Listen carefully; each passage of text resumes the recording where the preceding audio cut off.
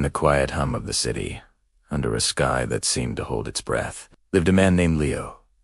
He was a craftsman, a creator of beautiful, intricate clocks, each one a testament to time's relentless march. His workshop was his sanctuary, filled with the scent of wood polish and old metal, a place where the ticking of countless gears was the only music he needed. Leo believed in precision, in order, in the predictable and comforting rhythm of his life. He found solace in the tangible, in what he could see and touch and measure. Love, to him, was a concept as abstract and chaotic as a storm, something he observed from a distance but never dared to invite into his well-ordered world. Then there was Clara.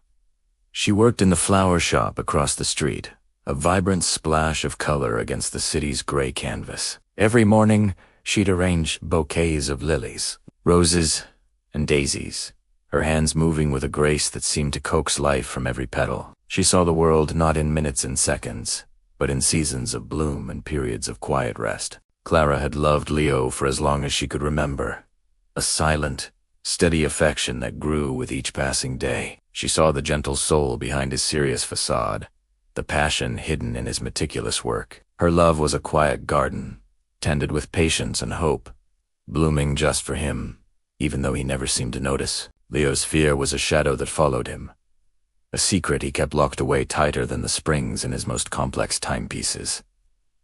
He was losing his hearing. It had started as a faint whisper, a muffling of the world's sharp edges. Now, it was a growing silence, threatening to steal the very sounds that defined his craft: the delicate click of a gear, the soft whir of a spring, the chime that marked the hour. He was terrified that this loss would dismantle his identity, leaving him adrift in a soundless void. He pushed people away, building walls of routine and work to hide his vulnerability, fearing pity more than loneliness. Clara knew.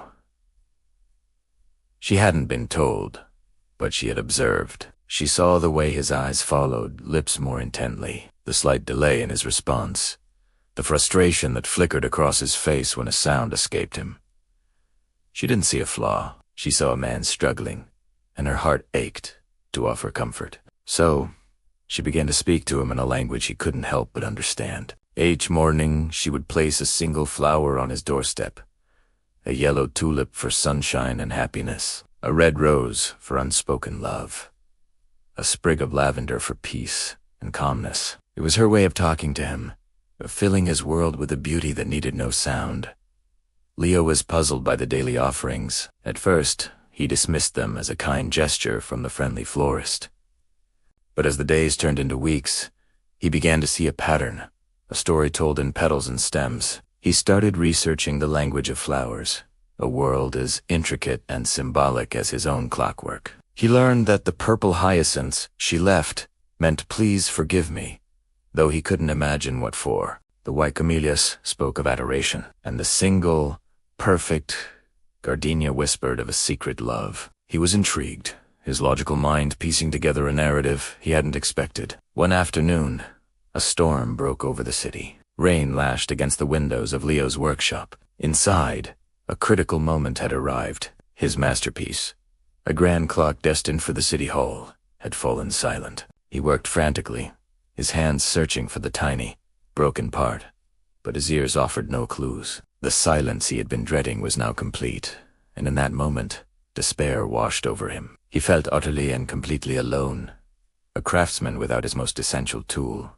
a man lost in a world he could no longer hear. He sank to the floor, the ticking in his memory the only sound left. Just then, the door creaked open. Clara stood there, soaked from the rain, holding a small pot of bluebells. Her eyes were filled with a concern that transcended words. She walked over to him, her presence a silent comfort. She placed the pot on his workbench and then gently took his hand.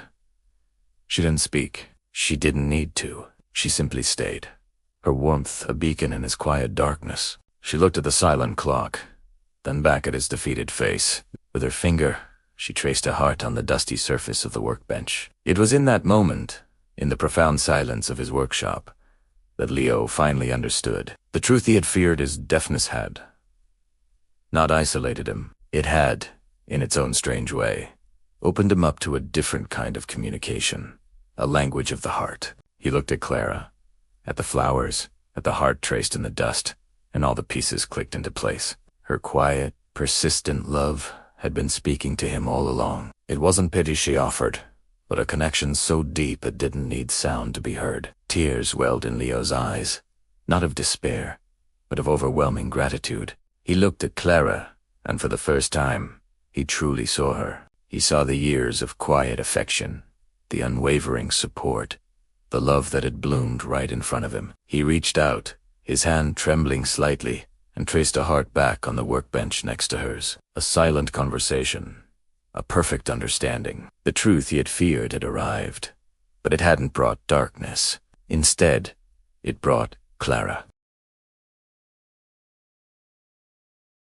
The ticking of the clocks no longer mattered. A new rhythm had begun, the steady, quiet, and beautiful beat of two hearts in perfect time. Thank you for watching this story from Noble Hearts. If this tale touched you, please like, share, and subscribe for more stories that explore the quiet, powerful language of the heart. We'll see you next time.